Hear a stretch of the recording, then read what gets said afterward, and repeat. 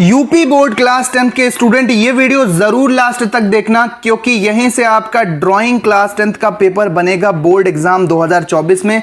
अगर UP board के student हो तो वीडियो को बिल्कुल भी स्किप मत करना। पूरे आपके 70 में 70 नंबर की यहां पर तैयारी हो जाएगी अगर ये वीडियो आपने अच्छे से समझ लिया। साथ ही साथ 30 नंबर का जो प्रोजेक्ट होगा उसमें भी 30 अंक में से 30 अंक कैसे लाने हैं वो भी पता चल जाएगा।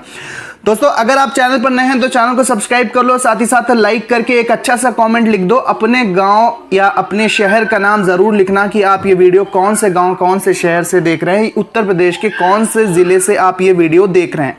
तो ध्यान से देखो बच्चों की 70 अंक का एक लिखित का पेपर होता है। अब ड्राइंग है, चित्रकला है, तो चित्रकला में 70 नंबर का आपको ड्राइंग करना होगा और 30 अंकों का 30 नंबर का विद्यालय स्तर पर प्रोजेक्ट वर्क होगा। तो टोटल 100 नंबर का ये ड्राइंग का पेपर होता है।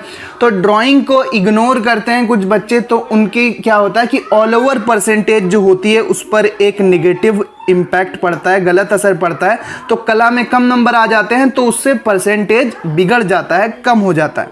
तो कला में भी अच्छे से समझते चलो। अगर सिलेबस समझ लोगे, 2024 की परीक्षा के लिए ये यूपी बोर्ड ने बिल्कुल नया सिलेबस जारी किया है बच्चों। अगर इसको समझ लोगे तो आपकी ड्राइंग क्लास 10 की तैयारी बहुत ही अच्छी हो जाएगी। तो देखो, प्रश्न पत्र 3 खंडों में विभक्त होगा। खंड का, गा और खंड का, खा और गा। जो पहला खंड है, का खंड है, वो अनिवार्य है, मतलब वो आपको करना ही करना है। बाकी जो खंड है उसमें से आपको केवल एक खंड यानी कि एक सेक्शन करना है। अब देखो, खंड का क्या है जो कि अनिवार्य है, इसमें आपको क्या करना है, प्राकृतिक दृश्य चित्रण। जैसे उषा काल, उषा काल का मतलब होता है सवेरा, संध्या काल यानी कि शाम, ग्रामीण व पहाड़ी दृश्य का चित्रण करना है और जल रंग अथवा पेस्टल रंगों से रंगना है। तो प्रकृति दृश्य चित्रण आपको देखने को मिलेगा खंड का में। इसकी तैयारी आपको कैसे करनी है कि ग्रामीण का दृश्य है, सुबह हो रही है या फिर शाम हो रही है, कोई किसान अपने पशुओं को ले जा रहा है या फिर कोई स्त्री लकड़ियों को लेकर अपने घर आ रही है। इस तरह के दृश्य आपको बनाने की प्रैक्टिस करना चाहिए प्राकृतिक दृश्य चित्रण में। अब इसकी नाप क्या होती है, माप क्या होती है कि 20 × 15 सेंटीमीटर में आपको ये ड्राइंग बनानी होती है।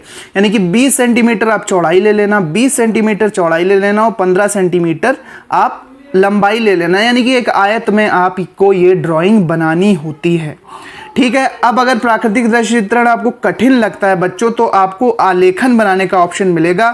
देखो ध्यान से, आलेखन चतुर्भुज, चतुर्भुज का मतलब आलेखन इस तरह के चतुर्भुज में बना लो, या फिर आलेखन वृत्त में बना लो। चतुर्भुज थोड़ा गलत बन गया, चतुर्भुज इस तरह से इसमें आलेखन बनाओ, या फिर वृत्त में आलेखन बना दो। वृत्त मतलब गोले में आपको आलेखन बनाना है। आलेखन में बनाना क्या है, कोई आपका राष्ट्रीय पुष्प है, जैसे कमल है, गुलाब है, राष्ट्रीय पुष्प कमल ही चलता है ज्यादातर आलेखन में। कमल बनाना सीख लो, आपका आलेखन पक्का हो जाएगा। उसमें आपको कली बना देनी है, पत्ती बना देनी है और कम से कम 3 रंगों से आपको सजाना है, रंगना है। माप 15 सेंटीमीटर से कम नहीं होनी चाहिए। 15 सेंटीमीटर माप में आपको ये ड्राइंग आलेखन बनाना होता है बच्चों।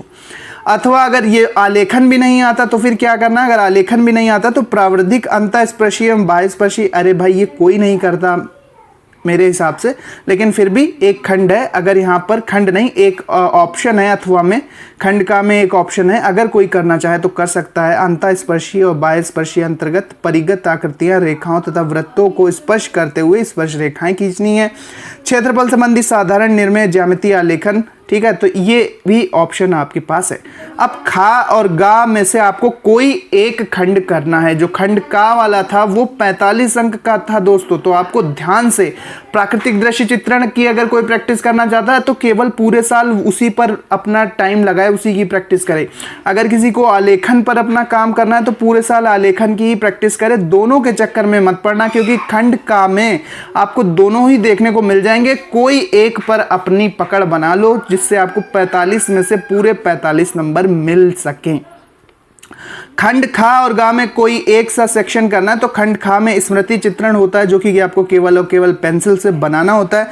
इसमें साधारण जीवन की दैनिक वस्तुओं की चीजें, जैसे छाता हो गया, सुराही, बाल्टी, लोटा, ठीक है, हजारा, केतली, बोतल, कप, प्लेट, गिलास, तरकारी, बैगन, मूली, लौकी, ठीक है, पीपल का पत्ता, तरबूज की फाँक का पेंसिल द्वारा रेखांकन, इसमें कलर का इस्तेमाल नहीं होता है बच्चों।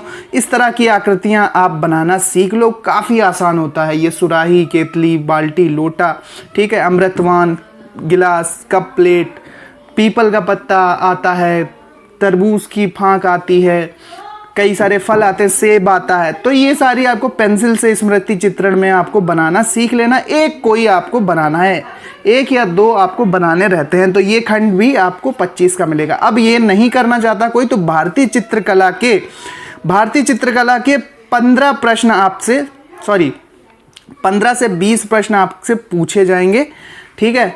तो यहाँ पर आपको चित्रकला का प्राचीन उल्लेख, चित्रकला की विशेषताएं और प्रागैतिहासिक काल, ये सब आपसे पूछे जाएंगे। साथ ही साथ 20 नंबर के जो OMR प्रश्न आते हैं बच्चों, वो भी आपको देखने को मिलेंगे।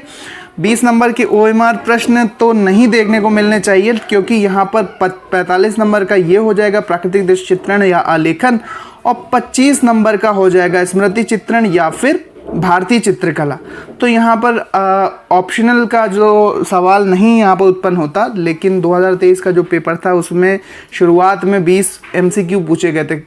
चलो कोई बात नहीं, वो पूरे पेपर का सॉल्यूशन हम आपको ज़रूर प्रोवाइड करेंगे। 2023 का जो चित्रकला का सॉल्यूशन था पूरा।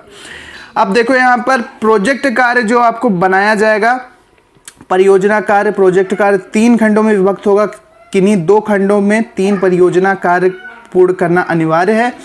इसके बाद प्रत्येक परियोजना कार्य, प्रत्येक प्रोजेक्ट 5 अंक का होगा। इसके अतिरिक्त 15 अंक का मासिक परीक्षा के लिए निर्धारित है, मंथली टेस्ट होंगे।